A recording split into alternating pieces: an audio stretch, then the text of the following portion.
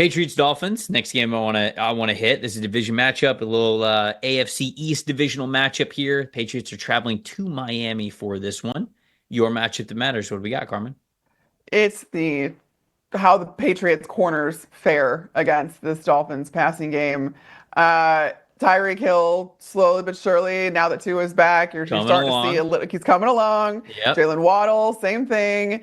Patriots corners, though, I mean, they're kind of middle of the pack, which I don't think they get enough credit for necessarily. 64.2 PFF grade overall, that's ranked 17th. Their coverage grade, 65.2, that ranks 15th.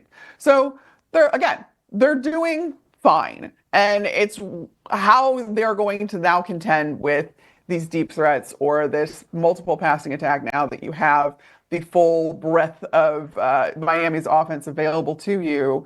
If you're Mike McDaniel, how does that end up materializing against what should be one of the strengths of the Patriots? And in a division game, too, where anything can happen. I talked about Will Levis when we were talking about the Tennessee Titans game, no longer listening to the devil who's on his shoulder. I think that Drake May is, certainly a year younger. And I think that is a crucial part of this game is May. We have seen him at the big time throws, but his turnover worthy play percentage is actually higher than it is his big time throw percentage, but when you look at it's not all bad. I mean, like there's some stats that you love that you love that you're seeing already from him in his first couple starts on intermediate throws, which is 10 to 19 yards. He's 19 for 34. He's got 320 yards this season. He has 2 touchdowns, also has 3 interceptions on throws of 20 or more yards. 5 for 18. This is where he really starts to struggle. 155 yards, 2 touchdowns, those 2 interceptions. I love the fact that he is sort of opening it up and allowing himself to really feel like he can attack all levels of the field. But if you have as many turnover-worthy plays as you do big-time throws, it's hard for me to think that you're going to best the Dolphins in this matchup, even though I guess I would tell you, hey, you got to open it up a little bit, especially with the Dolphins at home. You figure with Tua back in the lineup, now they've got a couple of games under their belt. This could be their most explosive offensive output yet. And maybe the script lends itself to where, hey, May's got to open it up a lot more. If it's a turnover-worthy play, it is what it is. But we got to push the ball deep down the field and score. So perhaps that's just the nature of where the script of this game is going to go. But I think early on, first quarter, second quarter, if we can get a couple of big time throws from Drake May, if we can get some of those big time scrambles that we have seen, that's not an official big time scrambles, not an official PFF stat, but maybe it should be. Now that we're seeing a lot more mobile quarterbacks play really well at the NFL level at the top of the list. But I think that if he could start out hot and he could put some pressure on the Miami Dolphins, maybe that's their recipe to win. So limit the turnover-worthy plays to start because, man, if you have a couple of turnover-worthy plays to start the game, I think it might be a little bit of an avalanche for them. But who you got as a plus factor in this game? Yeah, honestly, that was mine too, was just to make sure that Drake May takes care of the ball on those intermediate to deep passes because on short passes, man's got 5 touchdowns and just 1 interception.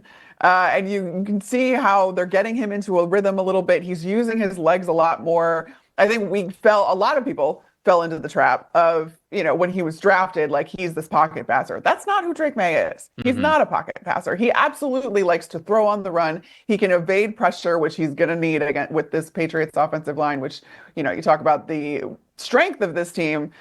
That's not it. But Drake May has been able to get himself out of trouble and has been able to develop, especially over these last few weeks, despite the fact that he cannot trust the protection in front of him. So much so that when the Patriots do get into the red zone, Drake May is 15 of 25 for 86 yards, 6 touchdowns, and 0 interceptions. So in these shorter passing situations, he's been really good. Is that enough to build his confidence up to now start opening it up while limiting those turnover-worthy plays too? That's kind of the next step that you want to see out of Drake May. And is he going to be able to do that against the Dolphins, against a division opponent? We'll see. But that, to me, is a huge plus factor if the Patriots are going to have a shot.